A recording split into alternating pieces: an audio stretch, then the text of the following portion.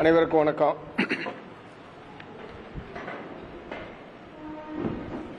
அனைத்து இந்திய அண்ணா திராவிட முன்னேற்ற கழகத்தினுடைய பொதுச் செயலாளர் திரு எடப்பாடி பழனிசாமி அவர்கள் கடந்த 2 நாட்களாக தன்னுடைய தேர்தல் பிரச்சாரத்தில் தரம் தாழ்ந்த முறையில் பிரச்சாரத்தை மேற்கொண்டு வருகிறார். குறிப்பாக மறைந்த முன்னாள் முதலமைச்சர் தலைவர் கலைஞர் அவர்கள் குறித்தும் அவர் இருந்த காலத்திலேயே திரு மு.க. ஸ்டாலின் அவர்கள் திராவிட முன்னேற்ற கழகத்தை கைப்பற்றிக் கொண்டார் என்கிற ஒரு அவதூறு பிரச்சாரத்தை வெளியிட்டிருக்கிறார்.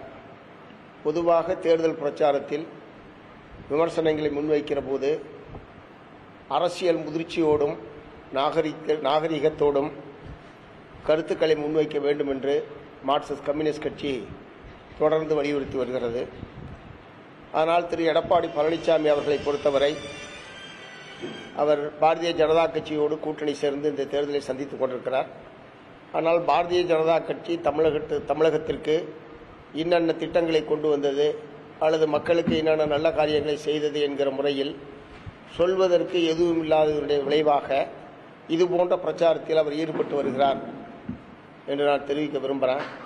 அதை போலவே அவர் 4 ஆண்டு காலம் முதலமைச்சராக இருந்த காலத்திலும் சரி அல்லது 2011 to 2021 அந்த 10 ஆண்டு காலத்திலும் சரி அதிமுக தமிழ்நாட்டுக்கு என்ன செய்தது என்று சொல்லி வாக்கு கேட்டால் கூட பரவாயில்லை. ஆகவே மத்திய அரசாங்கமும் எதுவும் செய்யலை, அதை சொல்லி வாக்கு கேட்கறதுக்கு அவங்களுக்கு வழி இல்லை.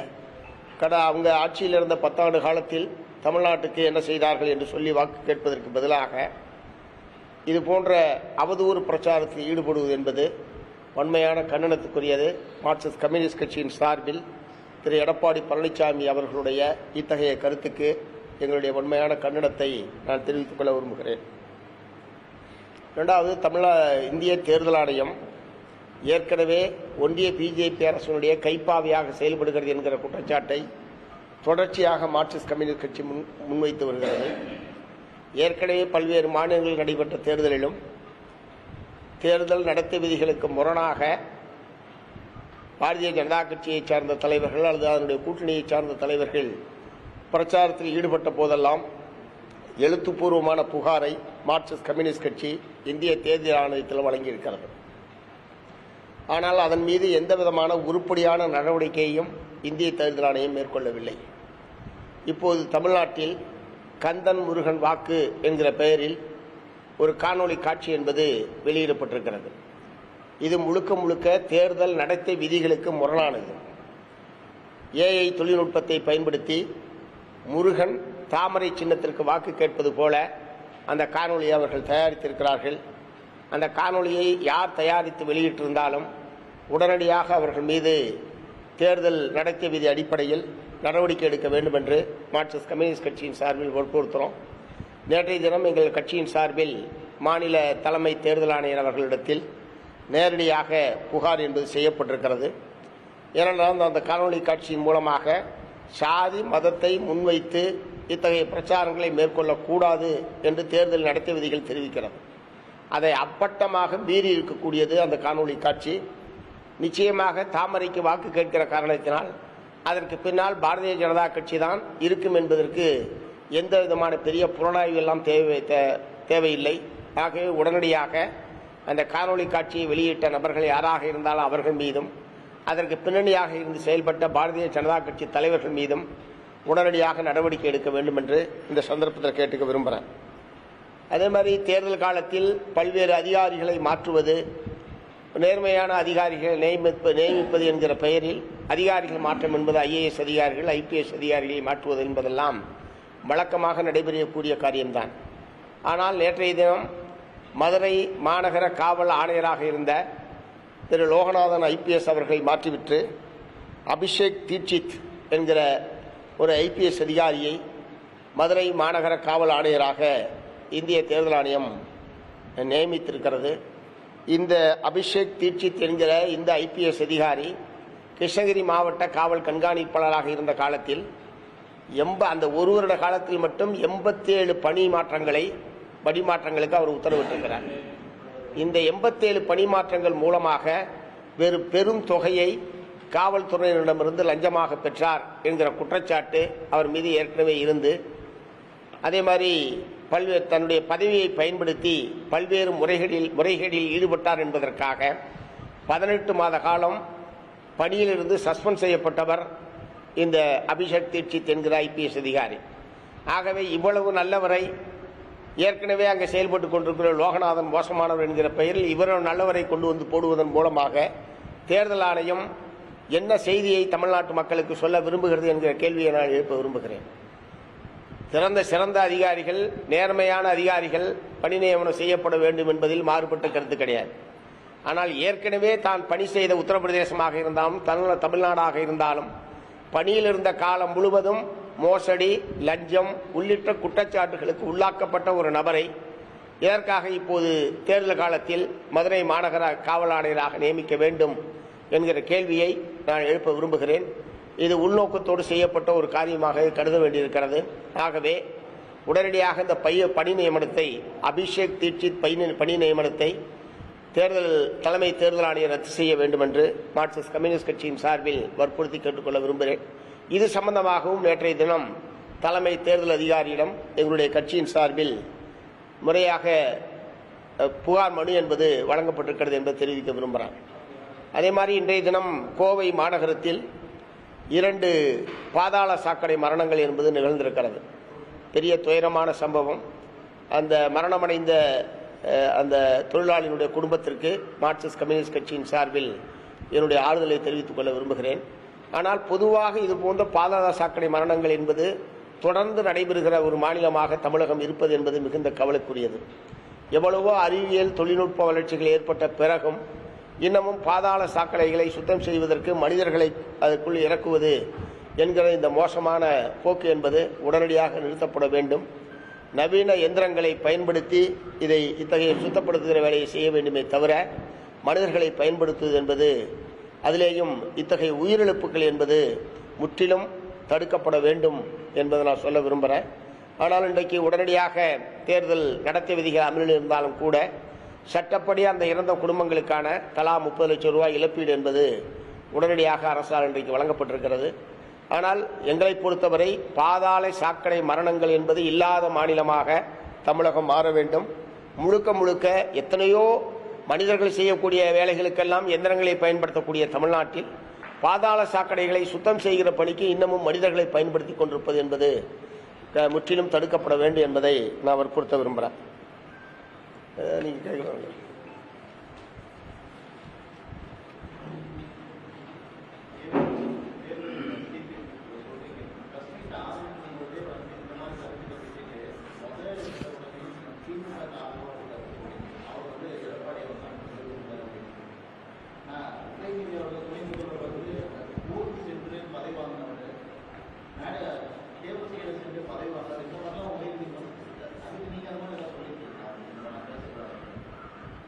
ஊர்ந்து சென்று பதவி வாங்கினார் என்பது காணொலி காட்சியா உலகம் பூரா போயிட்டு இருக்கு. அவர் ஒன்றும் அது அவதூறு கிடையாது. நான் சொன்னது அவதூறு. அதாவது ஊர்ந்து சென்றார் என்பது உண்மைதானே. இப்ப இதன் மூலமாக இன்னமும் அதை ஹைலைட் பண்றீங்க நீங்க. இதன் மூலமா நீங்க இந்த கேள்வி கேட்பதன் மூலமாக சார் அது உலகம் பூரா காணொலி காட்சியாக மக்கள் முன்னால் ஏற்கனவே இருப்பது. இவர் என்ன பெரிய புலனாய்வு புலியா? அவர் வீட்டு சிறையில் வைத்திருந்தார் என்று குற்றம் சாட்டுகிறார். இவர் என்ன எடப்பாடி பழனிசாமி என்ன புலனாய்வு புலியான்னு நான் கேட்க விரும்புகிறேன். அது ஏன் இவ்வளவு காலம் கழிச்சு தேர்தல் பிரச்சாரத்தில் அந்த குற்றச்சாட்டு வைக்கிறார்? அவர் மறைந்து எத்தனை ஆண்டுகள் ஆயிடுச்சு? எப்படி அதே இது நீங்க ஒப்பிடுறீங்க? எல்லாமே பேசக்கூடாது என்பதுதான் மார்க்சிஸ்ட் கம்யூனிஸ்ட் கட்சியுடைய கருத்து. நாகரிகமாகவும் நீங்கள் செய்த சாதனைகளை சொல்லி கேளுங்க ஓட்டு, என்ன செய்ய போறோம்னு சொல்லி கேட்டுங்க கருத்து. எதிர்கட்சி என்கிற முறையில் ஆளுங்கட்சியின் மீது என்ன குற்றச்சாட்டுகளோ அதை சொல்லுங்க. தனி மனித தாக்குதலில் ஈடுபடுவதை மார்க்சிஸ்ட் கம்யூனிஸ்ட் கட்சி எதிர்க்கிறது. மார்க்சிஸ்ட் கம்யூனிஸ்ட் கட்சி அத்தகைய பிரச்சாரத்தை முன்னெடுப்பதில்லை. அரசியல் ரீதியாகத்தான் தேர்தல் களத்தை எதிர்கொள்ள வேண்டுமே தவிர தனிநபர்களை விமர்சிப்பது, தனி மனித தாக்குதலில் ஈடுபடுவது என்பது அது முற்றிலும் தவிர்க்கப்பட வேண்டும் என்று மார்க்சிஸ்ட் கம்யூனிஸ்ட் கட்சி விரும்புகிறது.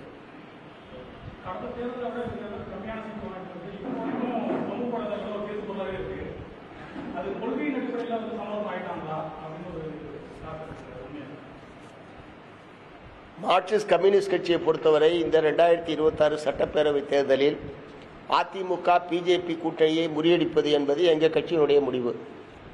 அதற்கு ஏற்ற ஒரு அணியாக இந்த தேர்தலில் திராவிட முன்னேற்ற கழகத்தின் தலைமையிலான மதச்சார்பற்ற முற்போக்கு கூட்டணி தான் விளங்குகிறது.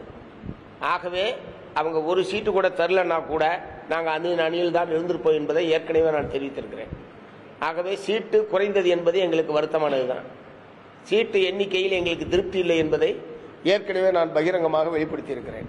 அதே சீட்டு குறைவு கூடுதல் என்பதற்காக நாங்கள் மற்ற கட்சிகளைப் போல அணிமாறுவது என்கிற நிலைப்பாட்டை எப்போதும் மார்க்சிஸ்ட் கம்யூனிஸ்ட் கட்சி எடுத்ததில்லை, எடுக்காது.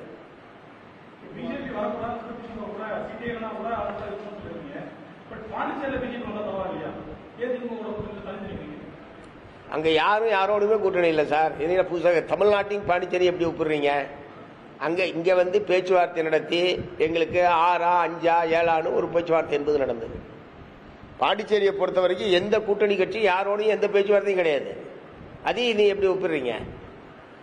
அந்த மாதிரி ஒரு உடன்பாடே அங்கே எட்டப்படலை. இங்கே இருக்கிற மாதிரி ஒரு அணி சேர்க்கை என்பது அங்கே ஏற்படலை. அதுக்கு குறிப்பாக காங்கிரஸ் கட்சியினுடைய அணுகுமுறை அதுக்கு மிக முக்கியமான காரணமாக பாண்டிச்சேரியை பொறுத்த வரைக்கும் இருந்திருக்கு. இந்த நிலையில் அப்படின்னா நாங்கள் தேர்தலை புறக்கணிக்கிறதா?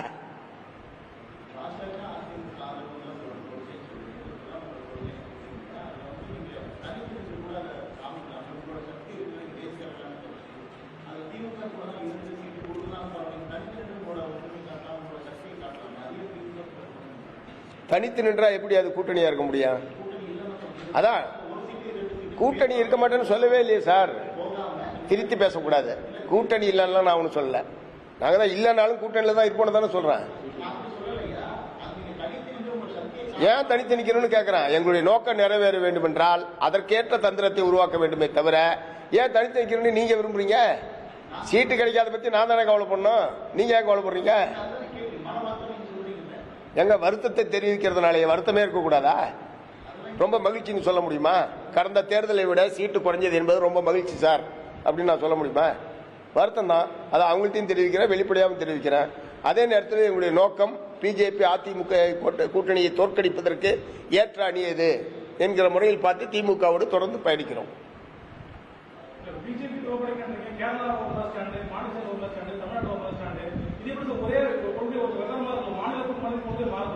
நடக்கிறது மாநில சட்டமன்ற தேர்தல். அந்தந்த மாநில அரசியல் சூழ்நிலைக்கு ஏற்பதான் எல்லா கட்சிகளுமே அணுகுமுறையை மேற்கொள்கிறது.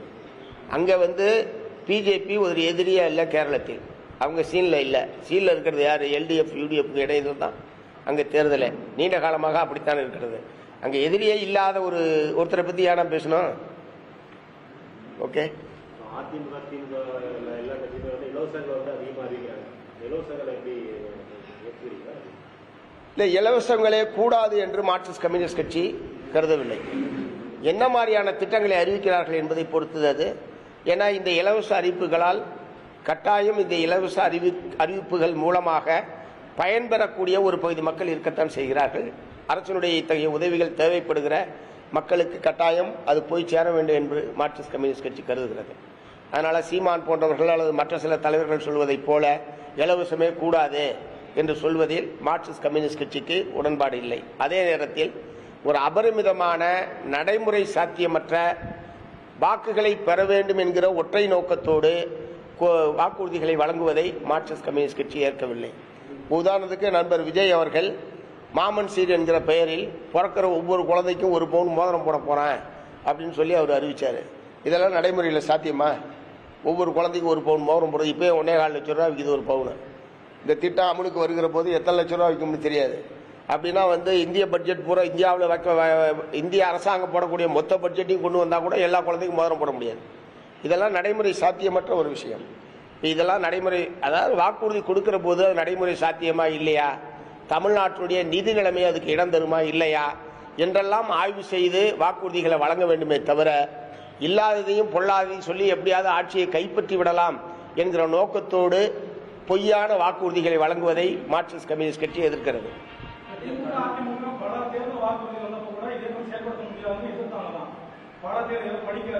எதுன்னு சொல்லுங்க சார், பொத்தாம்பதுவா சொல்லக்கூடாது. இப்ப கடந்த தேர்தல் அறிக்கை இருக்கு, கடந்த திமுகவுடைய தேர்தல் அறிக்கை இருக்கு, 2021ஆம் ஆண்டு கொடுத்த தேர்தல் அறிக்கை.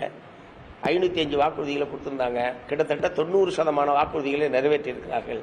மற்ற சில வாக்குறுதிகளுக்கு மத்திய அரசாங்கத்தின் அனுமதி கிடைக்கவில்லை, மற்ற சில வாக்குறுதிகள் எங்களால் நிறைவேற்ற முடியவில்லை என்பதை பகிரங்கமாக அவர்கள் ஒப்புக்கொண்டிருக்கிறார்கள். அதுதான் நேர்மையானது. இப்போ இந்த முறை அவங்க புதிய தேர்தல் வாக்குறுதியை கொடுத்துருக்காங்க. 2026 சட்டப்பேரவை தேர்தலுக்கு ஏறத்தாழ 525 வாக்குறுதிகள் அந்த புக்கில் இருக்குது. அவசியம் நீங்களாம் ஊடகவியலாளர் கட்டாயம் படிங்க, பின்னாடி கேள்வி கேட்கறதுக்காகவாது படிங்கன்னு சொல்கிறேன். இப்போ நீங்கள் ஓட்டு போடுறதுக்காக படிக்க வேணாம், பின்னாடி கேள்வி கேட்பதற்காகவாது கட்டாயம் அந்த தேர்தலுக்கு எல்லா கட்சியினுடைய தேர்தல் அறிக்கையுமே அவசியம் படிங்க. நடைமுறை சாத்தியமான தமிழகத்தினுடைய ஒரு மாநில அரசாங்கம் அதனுடைய அதிகாரத்துக்கு உட்பட்டு என்ன செய்ய முடியும், தமிழகத்தினுடைய நிதி நிலைமைக்கு உட்பட்டு எவையெல்லாம் நிறைவேற்ற முடியும் என்பதை உணர்ந்து அந்த தேர்தல் அறிக்கை என்பது தயாரிக்கப்பட்டிருக்கிறது. நாங்கள் ஆளுங்கட்சியாக இருந்தாலும் அவங்களோட தோழமையாக இருந்தாலும் எதிராக இருந்தாலும் நிச்சயமாக இந்த வாக்குறுதிகளால் நிறைவேற்றப்பட வேண்டும் என்பதை மார்க்சிஸ்ட் கம்யூனிஸ்ட் கட்சி கடந்த காலத்திலும் தொடர்ந்து வலியுறுத்தி வந்திருக்கிறது. இதுக்கு பிறகு நாங்கள் வலியுறுத்துவோம். அதனால் அதை கண்ணை மூடிக்கொண்டு வாக்குகளை பெற வேண்டும் என்கிற நோக்கத்தோடு மட்டுமே வாக்குறுதி வழங்குவது என்பது ரொம்ப தவறானது.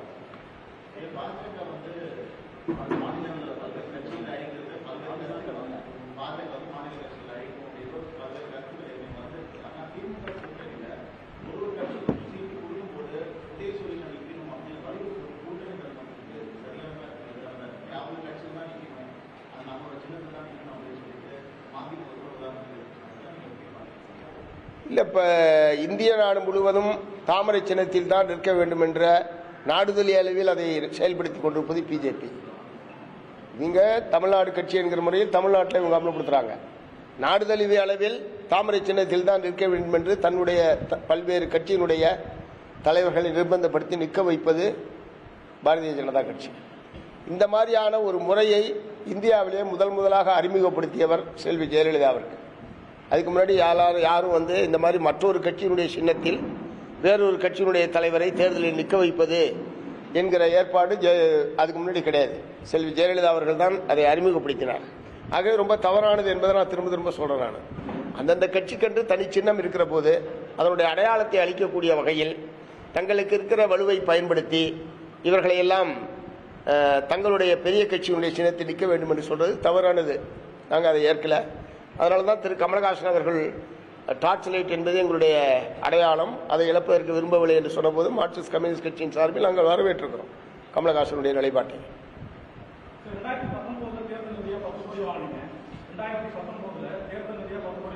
தேர்தல் நிதியெல்லாம் வாங்கல, நீங்களா ஏதாவது சொல்லாதீங்க. பணம் வாங்கணும்னு சொல்லுங்க, ஆனால் தேர்தல் நிதியை வாங்கணும்னு சொல்லாதீங்க. நிதி என்றால் அது எங்களுக்கு வர்றது, அதுக்காக சொல்றேன். நிதியே வாங்கல சார். நாங்க தாங்க சார் சப்மிட் பண்ணோம். அவங்க எங்க சப்மிட் பண்ணாங்க? நாங்களும் சப்மிட் பண்ணிருக்கோம் சார். அது ரகசியம்லாம் கிடையாது தோழர். தேர்தல் செலவுக்காக 2019ஆம் ஆண்டு நாடாளுமன்ற தேர்தலில் தேர்தல் செலவுக்காக திராவிட முன்னேற்ற கழகம் எங்களுடைய வங்கி கணக்கில் செலுத்தியது. அதை வாங்கி அப்படியே அவங்களுடைய திராவிட முன்னேற்ற கழகத்தினுடைய செயல் வீரர்களுடைய தேர்தல் செலவுக்காக நாங்கள் திருப்பி கொடுத்தோம், அவ்வளவுதான். ஏன்னா வேட்பாளர் எங்க வேட்பாளர். தேர்தல் செலவு வேற, தேர்தல் நிதி வேற சார். தேர்தல் செலவுக்காக பணம் வங்கி கணக்கில் வாங்கியிருக்கிறோம், பகிரங்கமாக வங்கி கணக்கில் வந்திருக்குது. நாங்கள் வங்கி கணக்கில் வாங்கி தேர்தல் வரவு செலவு காமிச்சு எங்களை இத்தனை கேள்வி கேட்குறீங்க. இது மாதிரி வெளியே வராமல் இருக்கு, அதை பற்றி ஏன் கேள்வி கேட்க மாட்டேன்றீங்க?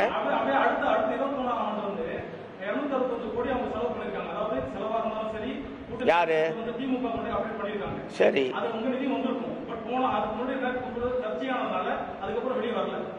நாங்கள் வாங்கல சார். நாங்கள் எப்போதுமே வாங்குறதில்லை, தெரிஞ்சுங்க. எங்களுடைய தேர்தல் அணுகுமுறை அது திமுகவோடு நாங்கள் தேர்தல் உடன்பாடு கொண்டாலும் அண்ணா திமுகவோடு தேர்தல் உடன்பாடு கொண்டாலும் அவரவர்கள் செலவே அவரவர்கள் பார்த்துக் கொள்ள வேண்டும். இது நீண்ட காலமாக மார்க்சிஸ்ட் கம்யூனிஸ்ட் கட்சி கடைபிடிக்கக்கூடிய அணுகுமுறை. நாங்கள் அவங்களுக்கு செலவு பண்ண மாட்டோம், அவங்க எங்களுக்கு செலவு பண்ண வேண்டிய அவசியம் இல்லை.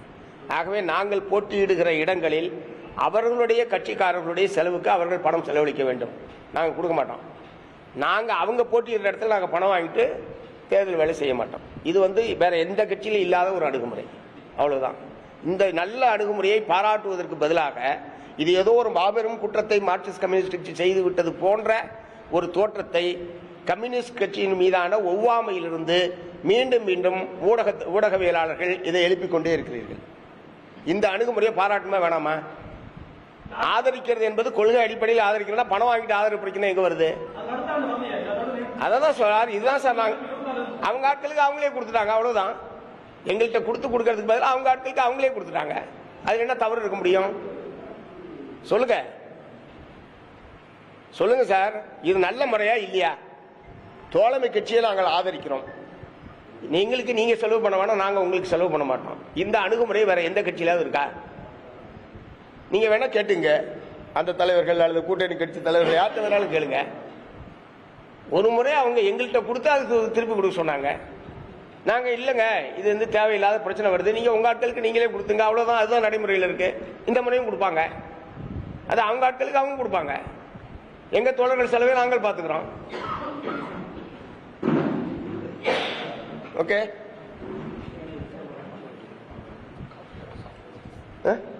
அவ்வளவுதானே?